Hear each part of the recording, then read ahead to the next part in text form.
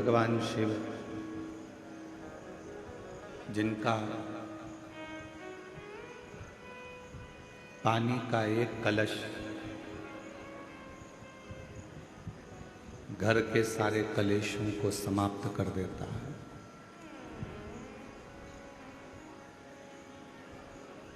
आप शिव जी के पास में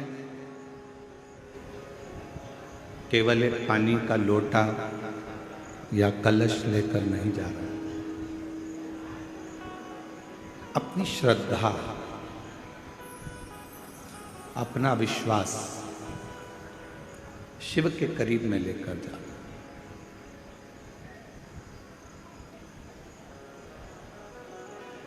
और कल कथा में कहा था कि माता सती का विश्वास बीच में डोल गया था।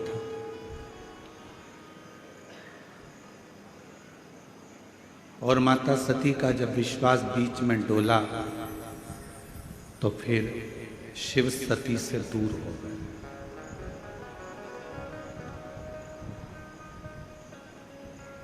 अपने जीवन काल में, अपने जिंदगी में एक बात याद रखो कि एक अपनी मेहनत पर, एक अपने आप पर और एक अपने देवाधिदेव महादेव पर अटूट विश्वास रखना, वो टूटने नहीं। किसी से अपना भविष्य पूछने से अच्छा है कि अपने भविष्य को स्वयं गढ़ो।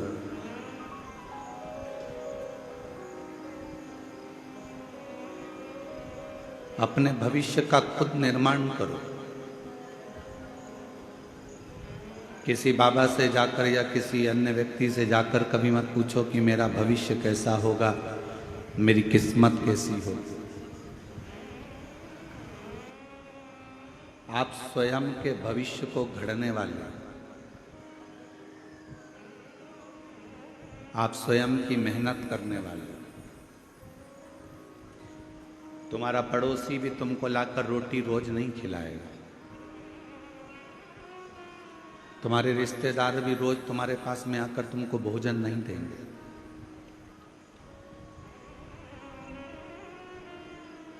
किसी से मत पूछो कि मेरा भविष्य क्या होगा, किसी से मत पूछो कि मेरा आने वाला समय कैसा होगा। अपनी लगन, अपनी मेहनत, अपने आप पर भरोसा और अपने काम पर भरोसा और महादेव पर भरोसा आपको मंजिल तक पहुंचा देगा। आपको वो मंजिल तक पहुंचाएगा।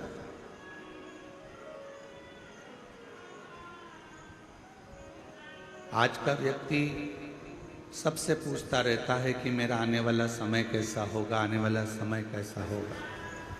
क्या आपको अपने आप पर विश्वास नहीं है? क्या आपको अपने आप पर भरोसा नहीं है? होता वही है जो मेरा काल अधिपति महाकाल रच कर रखता होगा, इससे ज्यादा कुछ नहीं। अहमदाबाद के फ्लाइट की घटना, जितने लोग बैठे होंगे, क्या उनके लोगों ने नहीं पूछा होगा कि हमारा आने वाला समय कैसा होगा?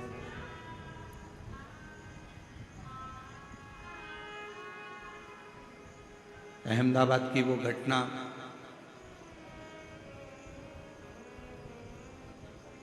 फिर कश्मीर में घूमने गए,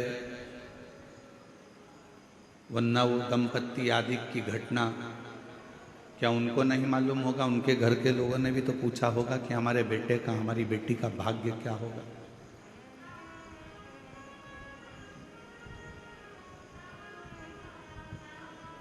तुम्हारा पड़ोसी भी अगर तुम्हारे पास में रह रहा है तो वो तुमको रोज भोजन नहीं देगा। तुम्हारे रिश्तेदारों के पास में कितना भी धन होगा, कितनी भी दौलत होगी, पर वो तुमको भोजन रोज नहीं देंगे। कोई घटना घट गई, चले गया कोई, तो भले पड़ोसी और रिश्तेदार रोटी ला कर दे दें, भोजन ला कर दे दें,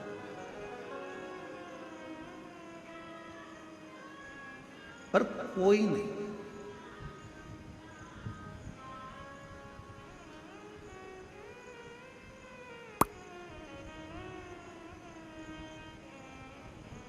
आपको अपनी मेहनत खुद करनी,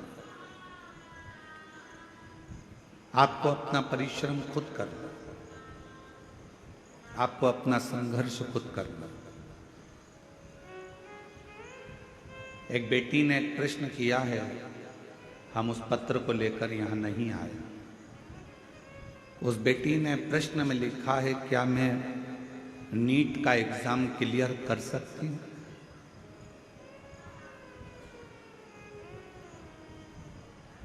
उसने लिखा, क्या मैं नीट का एग्जाम क्लियर कर लूंगी?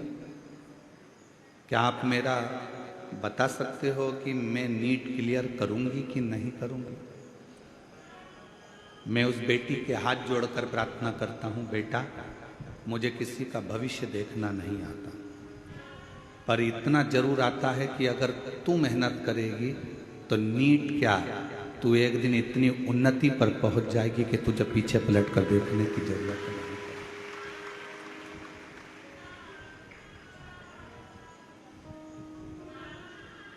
हमें हमारा खुद का भविष्य नहीं मालूम, हमें आपका भी भविष्य नहीं मालूम।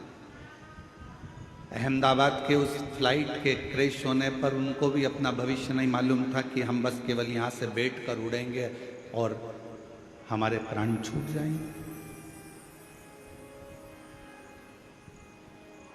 किसको मालूम है कब कहाँ कैसे जाना पड़ जाए, कब किसके प्राण कहाँ छूट जाए, कब किसको क्या मिल जाए, इसका कोई भरोसा नहीं।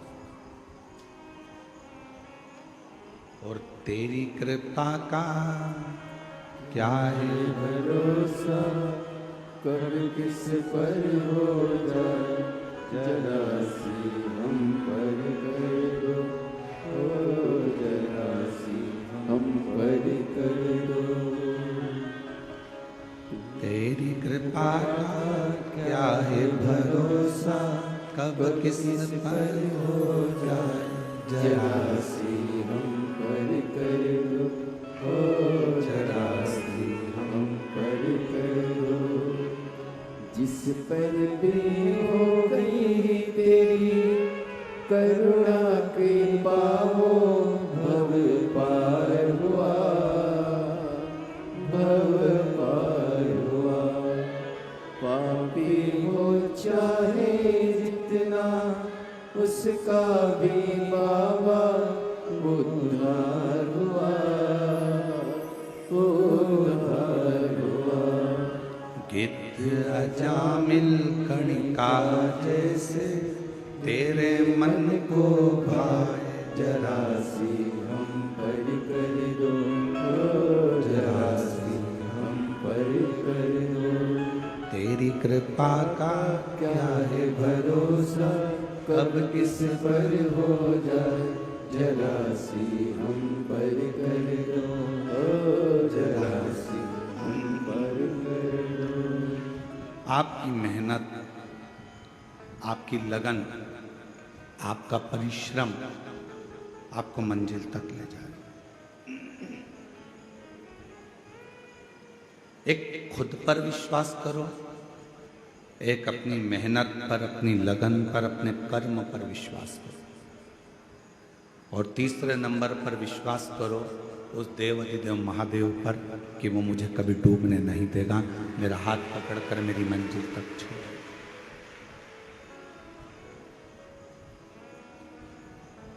और ये विश्वास थोड़े समय का नहीं होना चाहिए।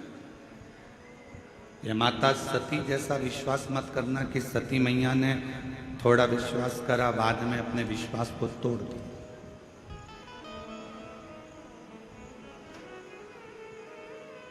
भरोसा समाप्त हो गया।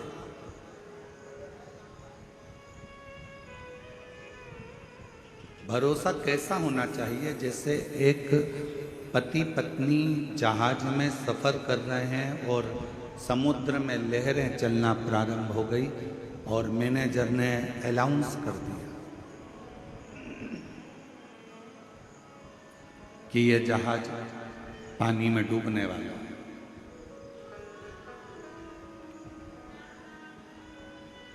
जिसको बचना हो बच। पत्नी ने सूचना सुनी, पति ऊपर लहरों का आनंद ले रहा था समुद्री लहरें थी, ऊपर खड़ा था जहाज के।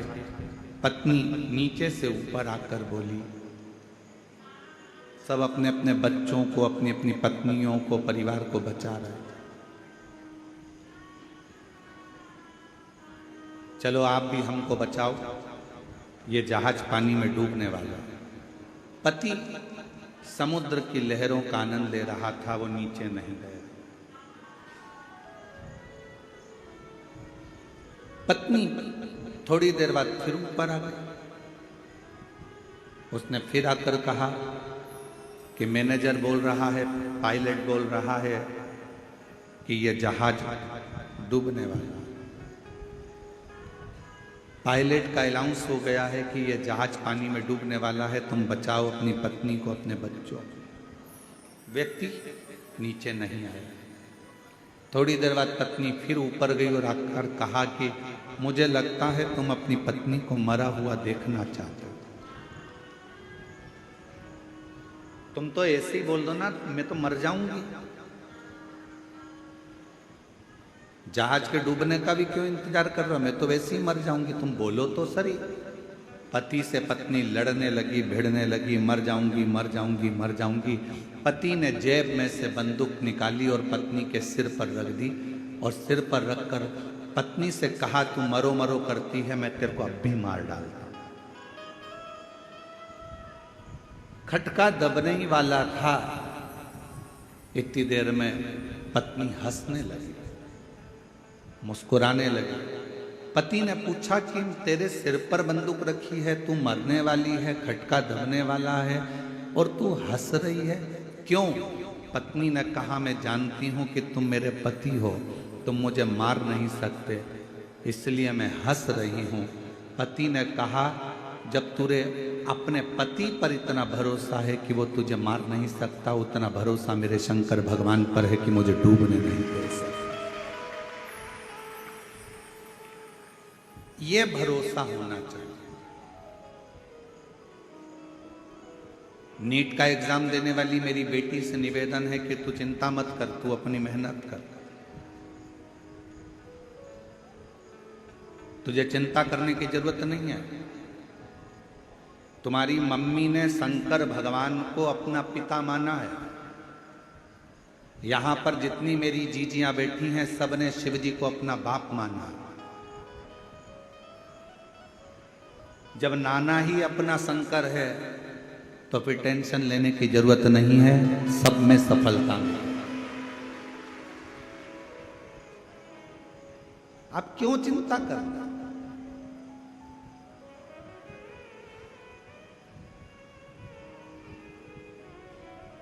अब सौंप दिया इस जीवन का सब भार तुम्हारे हाथों में है, हार तुम्हारे हाथों में और जीत तुम्हारे हाथों में।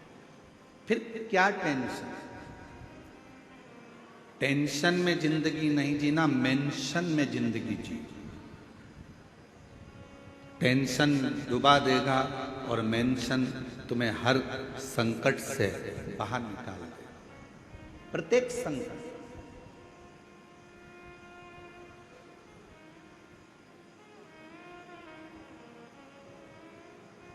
और अंत समय प्रभु आना पड़ेगा, वचन दिया तो निभाना पड़ेगा।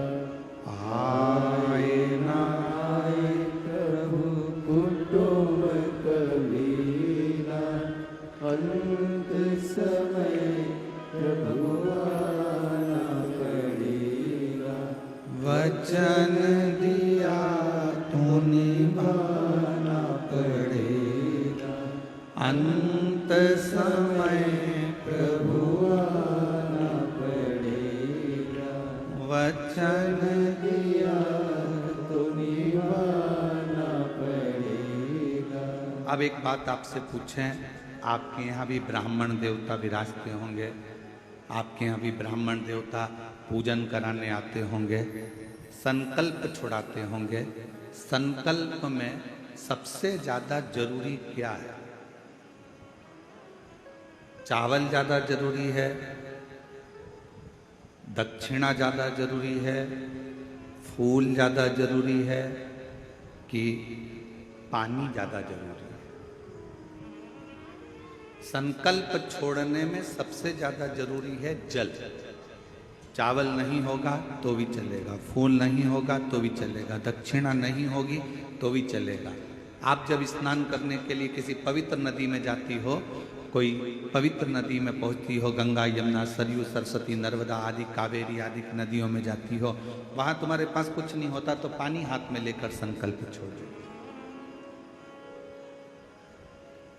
तुम्हारे पास में अगर चावल नहीं है, फूल नहीं है, बेलपत्र नहीं है, दक्षिणा नहीं है, कुछ भी नहीं है, तो भी अगर हाथ में जल है तो तुम्हारा संकल्प अर्थात वो छूट रहा है, ये निश्चित है। और तुम रोज 1 लोटा जल लेकर शंकर जी के मंदिर में जब विश्वास का संकल्प लेकर जाती हो तो शंकर जी उस संकल्प को पूर्ण जरूर करते हैं। शिव उस संकल्प को पूरा जरूर करते हैं। एक विश्वास का संकल्प अपने भीतर। बहुत जन्म बार बार लेना पड़ेंगे तो भी किसी शंकर के भक्त को नहीं पहचान सकते, बहुत कठिन।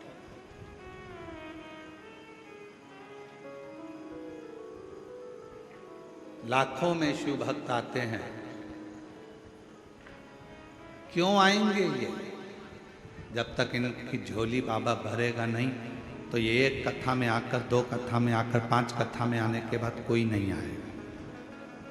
ये भी दूसरे से जाकर कह देंगे मत जाना, हम तो 5 कथा में गए थे, हमारा नहीं सुना। जरूर मेरे बाबा ने इसका हाथ पकड़ा होगा तो इसने भी पड़ोसी से कहा होगा कि एक बार कथा जाकर कहीं पंडाल में जरूर। खाली नहीं लगता।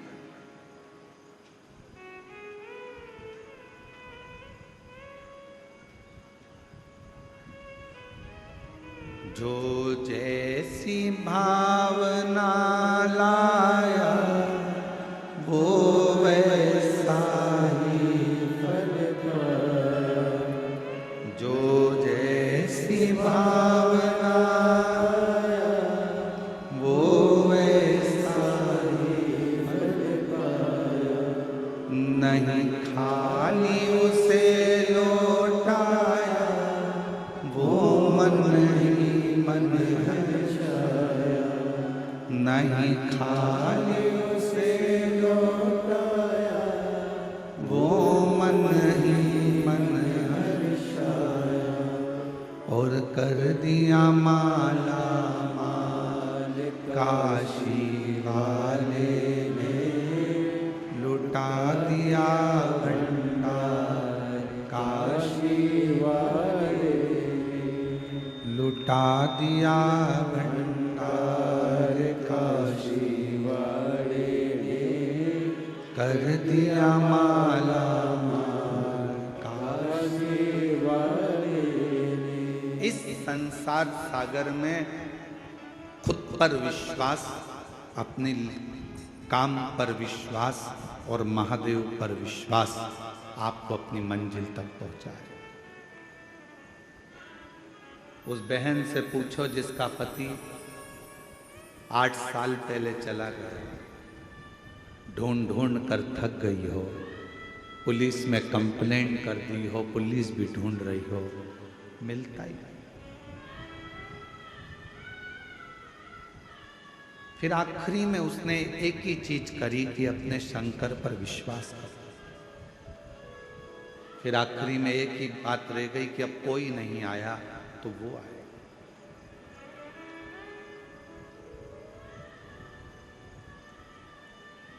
करो भरोसा, विश्वास खुद पर करना, खुद की मेहनत पर करना और महादेव पर करना।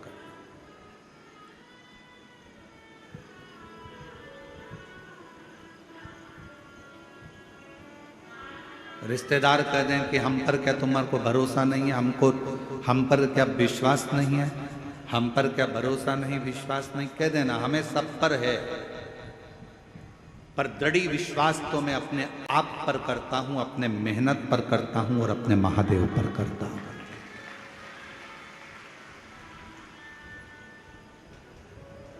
बाकी का मैं विश्वास मैं रखता हूँ है।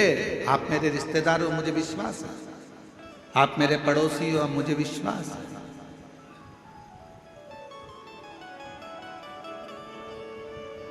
पर मेरा भरोसा तो मेरा देव अधिदेव महादेव। अभी गुरु पूर्णिमा आ रही है, सब लोग गुरु जी बनाएंगे। कोई कहीं का गुरु जी बनाएंगे, कोई कहीं का गुरु जी बनाएंगे, सब गुरु जी बनाएंगे। पर शिव पुराण कहती है कि 50 बार विचार करना तब किसी को गुरु बनाना। 1000 बार सोचना तब किसी को गुरु बनाना।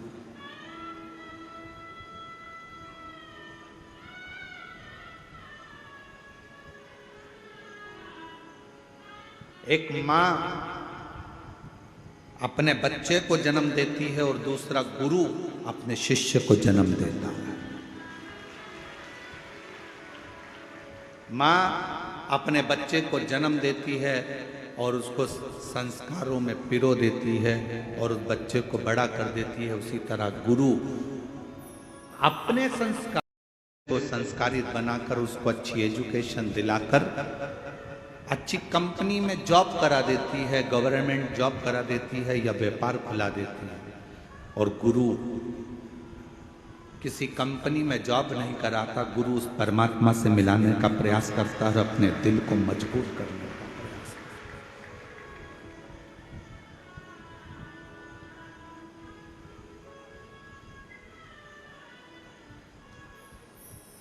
ढूंढो, कभी ऐसा गुरु मत ढूंढना जिंदगी में जो दूसरों की बुराइयों में लगा हो। कभी ऐसा गुरु मत ढूंढना जिंदगी में जो दिन भर निंदा में लगा हो। कभी ऐसा गुरु जीवन में मत ढूंढना कि जो लोगों के लिए अपशब्द कहता हो। कभी ऐसा गुरु मत ढूंढना जो जिंदगी भर बस श्राप देता हो, बद्दुआ देता हो, अपशब्द कहता हो। जिसके मुख से कभी भगवान का नाम प्रबलता में नहीं निकला, जिसके मुख से कभी गौ माता के कल्याण की बात ना निकली हो, जिसके मुख से कभी राष्ट्र के कल्याण की बात ना निकली हो, जिसके मुख से संसार के उद्धार की बात ना निकली हो, जिसके मुख से कभी छोटी बेटियों को बचाने की बात ना निकली हो, ऐसा गुरु नहीं चाहिए। गुरु वो होना जो हमारा भी कल्याण करे, राष्ट्र का भी कल्याण करे और जगत का भी कल्याण करे, वो गुरु हो। और नहीं मिले तो एक लोटा जल चढ़ाकर शंकर जी के शिवलिंग पर स्पर्श कर कर उसको अपना गुरु मानकर उसकी आराधना कर। वो भी नहीं मिले, अपने घर में अपना पति है, उस पति को ही उसके वचन का स्मरण कर कर, उसी को परमेश्वर मानकर, उसी को गुरु मानकर, उसी की आज्ञा का स्मरण करना प्रारंभ कर दो। अपने घर में बुजुर्ग माता पिता है, अपने घर में बूढ़े सास ससुर हैं, उनको गुरु मानकर, उनकी आज्ञा का सिरोधार्य कर कर, उन्हीं की सेवा कर कर, उनको गुरु मानकर अपने जीवन का कल्याण कर। अपने घर में कोई बुजुर्ग है, कोई बूढ़ा है, बुजुर्ग है, बहुत ज्ञानी है वो, उसने जिंदगी के थपेड़े बहुत खाए हैं, कोई ना मिले तो उसको गुरु बना। देवऋषि नारद का एक प्रसंग बड़ा सुंदर है। देवऋषि नारद जैसे ही भगवान विष्णु के दरवाजे पर पहुंचे तो भगवान विष्णु ने देखा देवऋषि नारद आए हैं, सिंहासन पर बैठ गए। देवऋषि नारद जब चले गए तो भगवान नारायण ने लक्ष्मी जी से कहा, जहां पर नारद बैठा था वहां गाय के गोबर से लीप दो। गाय का गोबर लाओ, लीपो। लक्ष्मी जी ने पूछा, देवऋषि नारद आकर बैठे थे कुर्सी के ऊपर, सिंहासन के ऊपर, और आप कह रहे हो कि उसको लीप, उसको लीप।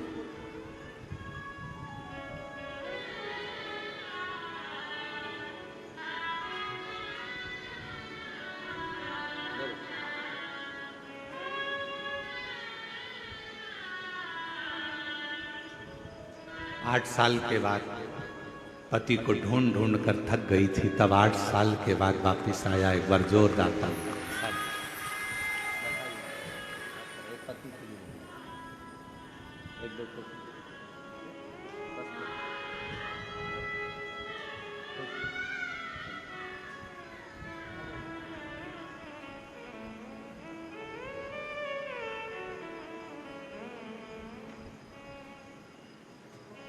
शिव कथा कर रहे, भगवान शंकर का चरित्र कर रहे, शिव पुराण कर रहे,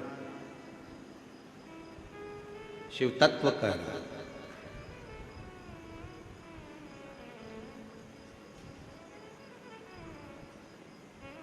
देवर्षि नारद जिस सिंहासन पर बैठे थे वहां गोबर से लिपा रहे हैं भगवान नारायण। लक्ष्मी जी ने पूछा क्यों? कहा ये नुगरा है, इसने गुरु मंत्र नहीं लिया, गुरु मनाया नहीं है इसने जिंदगी में। नारद जी ने सुन लिया और भगवान विष्णु के पास आकर बोले कि मेरे जाने के बाद आपने गोबर से लिपा, क्योंकि मेरा गुरु दीक्षा नहीं हुआ है, मेरा गुरु मंत्र नहीं है। क्या करूं मैं, किसको गुरु बनाऊं? भगवान विष्णु ने कहा क्यों, कोई गुरु नहीं मिलता? नारद जी कहते हैं मैं तो सर्वश्रेष्ठ गुरु हूं, मुझे किसी गुरु की जरूरत कहां। भगवान मुस्कुराकर बोले नारद, संसार में आए हो, भले देवता हो, पर गुरु का होना जरूरी है। किसको गुरु बनाओ? भगवान नारायण ने कहा जो तुझे पृथ्वी पर समुद्र के तट पर पहला व्यक्ति मिले बस उसी को गुरु बना ले। नारद जी भ्रमण करते करते समुद्र के तट पर गए। एक मछुआरा मछली पकड़ने के लिए जा रहा था। नारद जी को सबसे पहले वही मछुआरा दिखा, मछली पकड़ने वाला। नारद जी ने मन में सोचा कि बताओ कि इसको गुरु बनाऊंगा मैं, ये मछली पकड़ने वाला। नारद जी ने मन में सोचा मैं इसको गुरु नहीं बनाऊंगा। नारद जी फिर भगवान विष्णु के पास में गए। प्रभु वहां तो गुरु के रूप में एक मछली पकड़ने वाला मिला। नारद जी से भगवान ने कहा कोई भी मिला हो पर गुरु तो बनाओ। नारद जी ने जाकर मछली पकड़ने वाले मछुआरे के हाथ जोड़कर कहा कि मैं तुमको गुरु बनाना चाहता हूं। मछुआरे ने कहा फालतू बात मत कर, कोने में बैठ जा, मछली पकड़ने जाना है, मुझे देरी हो रही है। चुप। नारद जी चुप होकर बैठ गए। मछुआरा फिर आया। नारद जी ने कहा कि मुझे मंत्र दे दो। चुप। नारद जी चुप बैठ गए। नारद जी ने सोचा मंत्र एक ही मिला है, इसके मुंह से केवल चुप। तो नारद जी भी उसी मंत्र का स्मरण करते करते भगवान विष्णु के पास जाकर कहे प्रभु गुरु भी मिला तो ऐसा गुरु मिला जिसने मंत्र तक नहीं दिया, केवल कह दिया चुप, इसके सिवाय कोई मंत्र नहीं देता। ऐसा गुरु किस काम का? भगवान विष्णु को क्रोध आ गया। नारायण ने कहा नारद तुमने मेरे पास आकर अपने गुरु की निंदा करी है, मैं तुम्हें श्राप देता हूं, 84 लाख योनियां तुम्हें काटना पड़ेगी। 84 लाख योनियों के चक्कर काटना पड़ेंगे तुमको। नारद जी तो हाथ जोड़कर खड़े हो गए, क्षमा कर दो प्रभु, मुझसे गलती हो, अब तो मुझे 84 लाख योनियां काटना पड़ेंगी, अब करूं क्या? लक्ष्मी जी से पूछा आप बताओ। लक्ष्मी जी बोले मैं क्या बताऊं। फिर पहुंचे ब्रह्मा जी से कि मुझे 84 लाख योनियां काटना है पृथ्वी पर, आप बताओ क्या करूं। ब्रह्मा जी कुछ नहीं बोले। तब शंकर जी के पास गए। नारद जी क्या बात है? नारद जी ने कहा 84 लाख योनियां काटना है, भगवान का श्राप लगा है। शंकर भगवान ने कहा अपने गुरु के पास जा, वो बता देगा कि 84 लाख योनि कब कटेगी। गुरु जी से जाकर कहा, मछली पकड़ने जा रहा था मछुआरा, गुरु जी के पांव पकड़ लिए, अब तो छोड़ता नहीं नारद, कृपा करो। गुरु जी ने पूछा क्या हो गया? मछुआरे ने पूछा मुझे श्राप लगा है, 84 लाख योनियों के चक्कर काटूंगा तब जाकर मैं पार उतरूंगा। इतने में गुरु जी ने कहा तुझे 84 लाख योनियों के चित्र मालूम है? कि हाँ मालूम है। गुरु जी बीच में खड़े हो गए और कहा एक काम कर, 84 लाख योनियों के चित्र बना इस रेत पर, समुद्र के तट पर, और इसका चक्कर काट ले, पार हो जाएगा, निकल जाए। मछली पकड़ने वाले मछुआरे ने 84 लाख योनियों के फोटो बनवाकर नारद जी से उसका चक्कर कटवा दिया। जैसे ही चक्कर कटा भगवान विष्णु के पास गए। नारायण ने गले में माला पहनाकर कहा वाह नारद तुम तो इतनी जल्दी 84 का चक्कर काट कर आ गए। नारद जी ने कहा जिसका गुरु मेहरबान तो पट्ठा पहलवान। महाराज साधारण बात नहीं है। मेरा गुरु मुझ पर मेहरबान हो गया। उसने कहा 84 योनियों के चक्कर बना, फोटो बना और चक्कर लगा, पार उतर जाएगा। भगवान विष्णु ने कहा बस गुरु होता ही ऐसा है, अपने शिष्य का एक क्षण में कैसे भी कल्याण कर देता है, पर करता जरूर है, वो गुरु है।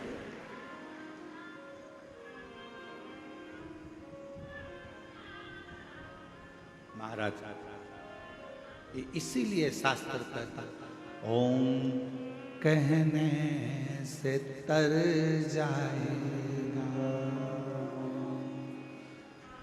तेरा जीवन सवर जाएगा।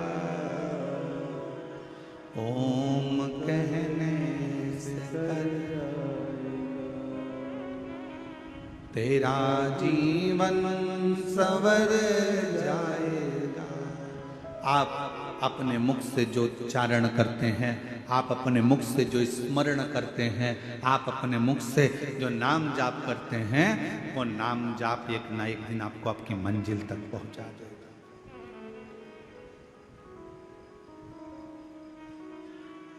दिल से किसको गुरु मानते हो वो आपके ऊपर निर्भर करता है।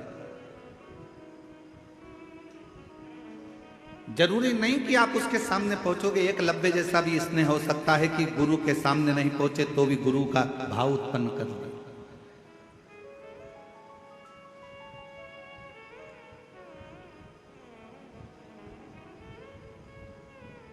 बस हृदय की पुकार, हृदय की।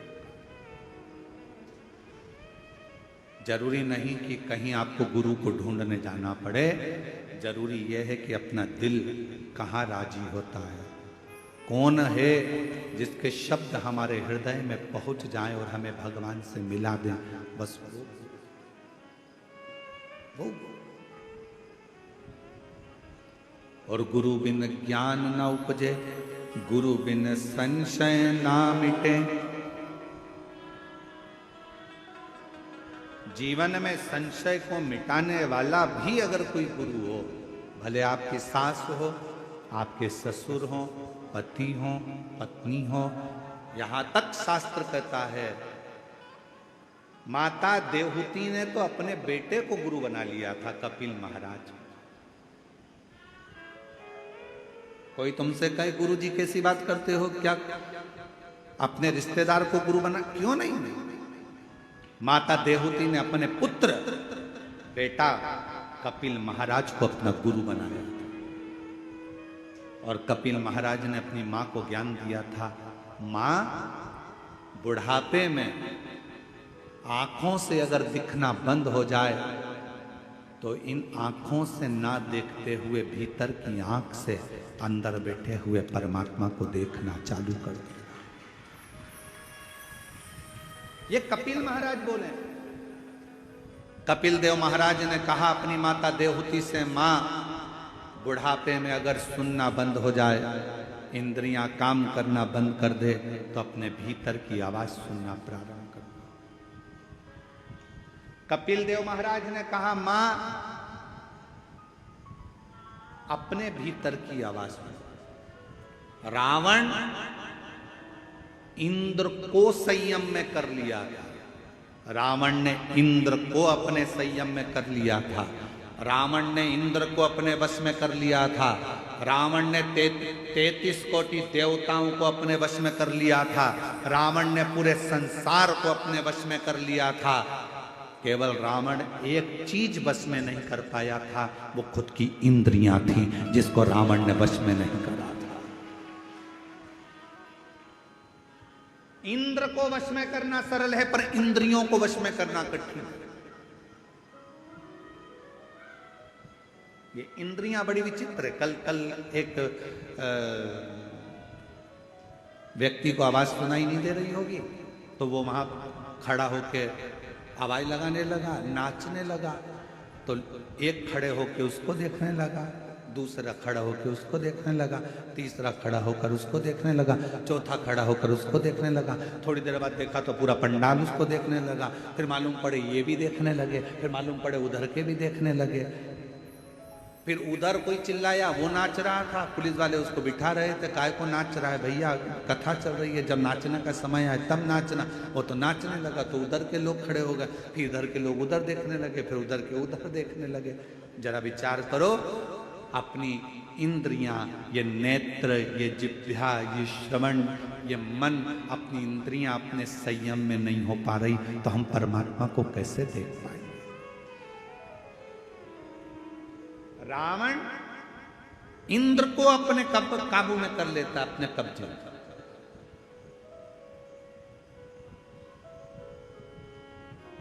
रावण इंद्र को अपने संयम में कर लेता है, रावण देवताओं को अपने कब्जे में कर लेता है, रावण सबको अपने अधीन कर लेता है। पर लंका का राजा रावण अपनी इंद्रियों को अधीन नहीं कर पाया। जानकी जी को देखा, इंद्रियां बिगड़ गई, लेकर आ गए। बहन सूपनखा ने कुछ कहा, इंद्रियां बिगड़ गई, गुस्से में लाल हो गया।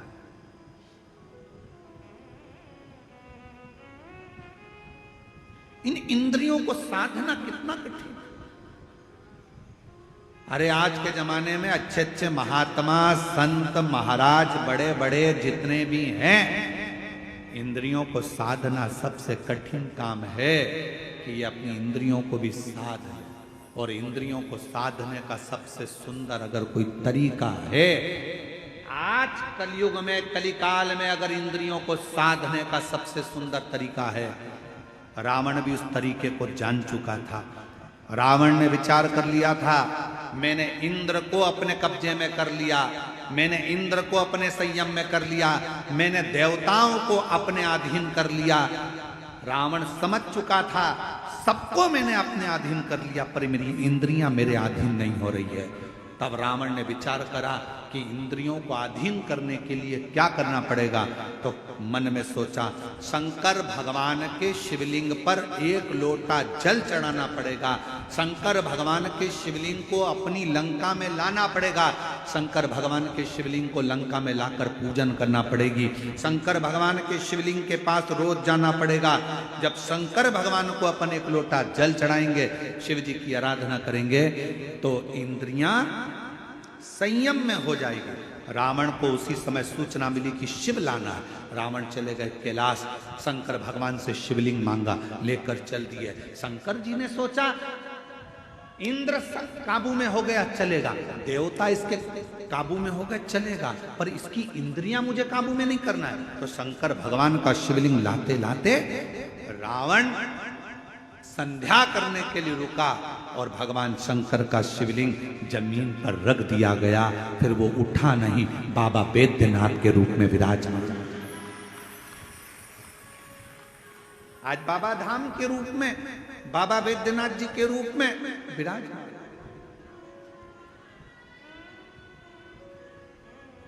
शिव जी नहीं चाहते थे कि ये इंद्रियां संयम में हो।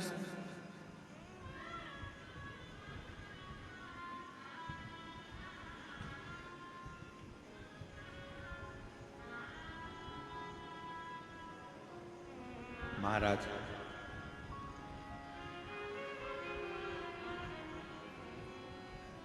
ये इंद्रियां संयम में हो, ये बहुत कठिन विषय है।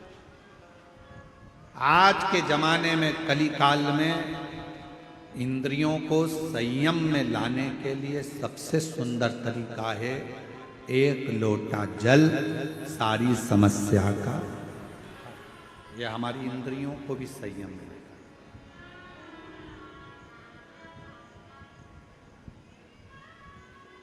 यह हमारी इंद्रियों को संयमित कर लेता।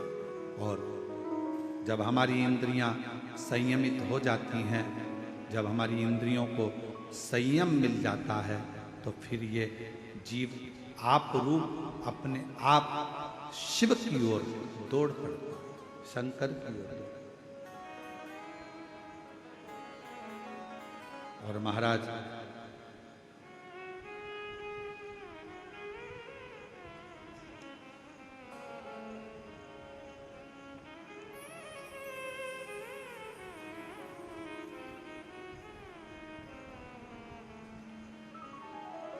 इन इंद्रियों का संयमित होना ये निश्चित करता है कि हम शिव के कितने करीब हैं।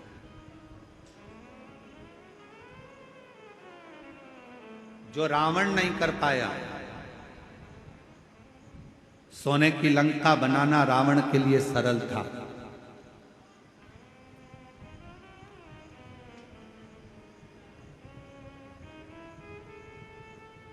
परिवार को बसाना रावण के लिए सरल था। कुटुंब कबीले में रहना रावण के लिए सरल था। मां जानकी का हरण करना रावण के लिए सरल था। सामने राम जी थे, उनसे युद्ध करना रावण के लिए सरल था। पर रावण के लिए सबसे कठिन काम एक था, शंकर भगवान के शिवलिंग की आराधना अपनी इंद्रियों को संयमित कर करना। ये रावण के लिए कठिन विषय है। और मेरी जीजियों, मेरे जीजाओं, मेरी बेटियों, मेरे बेटाओं, मेरी माताओं, मेरे बुजुर्ग माता पिता तुल्य, मेरे भाई बंधु जितने भी यहां बैठे हैं, आपसे निवेदन करूंगा, आप अगर रोज शंकर जी के मंदिर में एक लोटा जल चढ़ाने जा रहे हो, समझ लेना कि आपने रावण को तो एक कोने में रख दिया, आपने अपनी इंद्रियों को शिव में लगाकर रखा है, शंकर की आराधना में। आप लंकापति रावण को एक और रख दिए। प्रतिदिन शिवालय में जाना, प्रतिदिन शंकर की आराधना करना, प्रतिदिन शंकर पर एक लोटा जल अपनी इंद्रियों को वश में। घर के लोग कह रहे हैं, अरे आज तो तुम्हारे पास में आज टाइम नहीं है, मत जाना, आज मंदिर मत जाना, मंदिर मत जाना। फिर भी लोटा भर के जल भरी, इतनी देर में सारा घर का काम हो, उतनी देर में बाजू में पहुंच गई, जल चढ़ा के वापिस आ गई। मैं तो आ गई, मंदिर से होके आ गई। मन शिव की ओर आसक्त कर।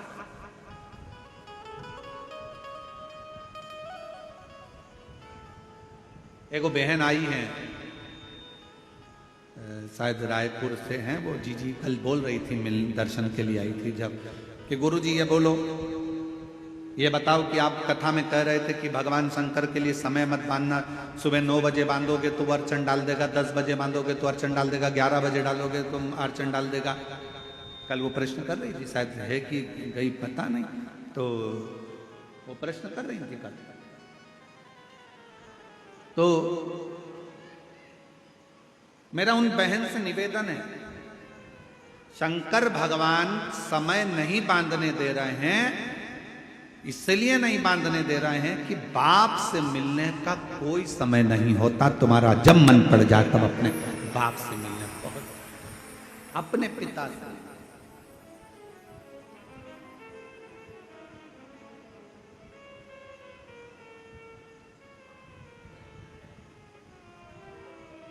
जब तुम्हारा दिल करे, जब तुम्हारा चित्त करे। फूलों की कलियों में, काशी की गलियों में, फूलों की कलियों में, काशी की गलियों में, तेरे बिना कुछ नहीं, तेरे बिना भी क्या जीना, ओ बाबा रे, तेरे बिना भी क्या जीना, ओ शंभु रे, तेरे बिना भी क्या जीना। फूलों की कलियों में, काशी की गलियों में, फूलों की गलियों में, काशी की गलियों में, तेरे बिना कुछ कहीं ना, तेरे बिना भी क्या जीना, ओ तेरे बिना भी क्या जीना, ओ बाबा रे, तेरे बिना भी क्या जीना, ओ शंभु रे, तेरे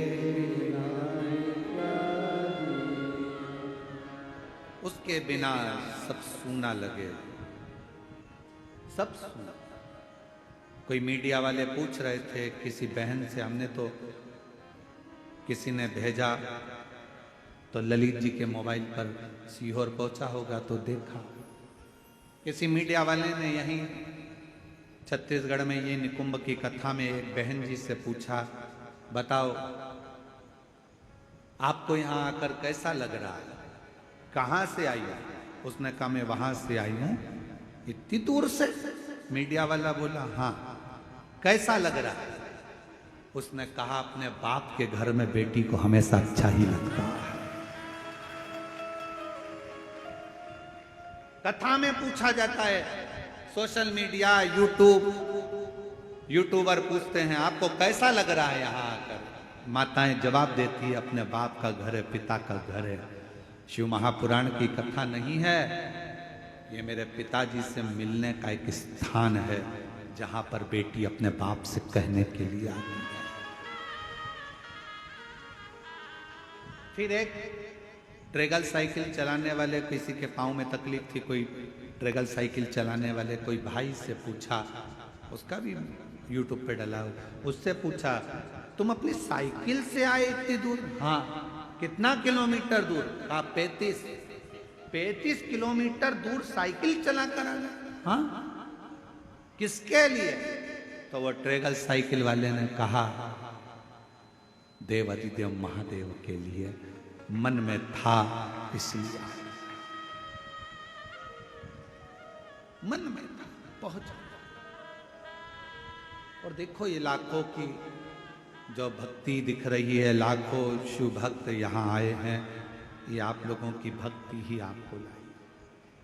अब आप इतनी सारी संख्या में यहाँ पहुँचे हो तो मेरे शंकर भगवान तुम तो यहाँ पहुँच जाते हो। तुम्हारे कथा में आने से आधे से ज्यादा टेंशन शंकर जी को हो जाता है कि अभी आके बैठ गई है, आ गया है तो इसको देना तो पड़ेगा। देखो भाई, शादी में अगर आए हो तो फिर तुम जिसके घर आए हो तो उसको मिठाई का डब्बा या साड़ी या कपड़ा तो देना ही पड़ता है।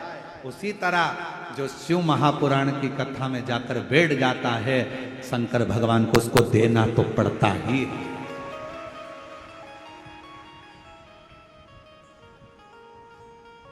देना पड़ेगा उसको। आपके घर आइए, दामाद आया है, बेटी आई है, भांजा भांजी आए, देव।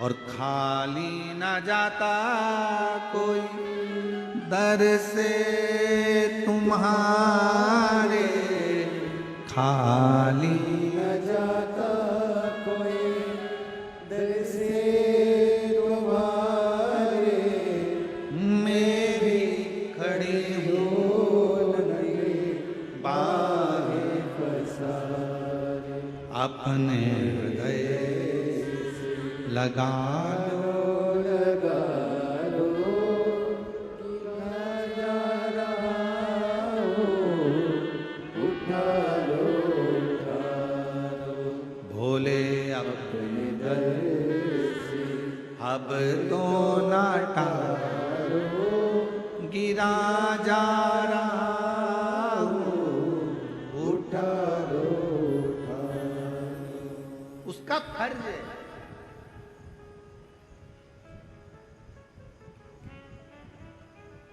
इतना एक संत ने कहा, हमने किसी के मुख से सुना,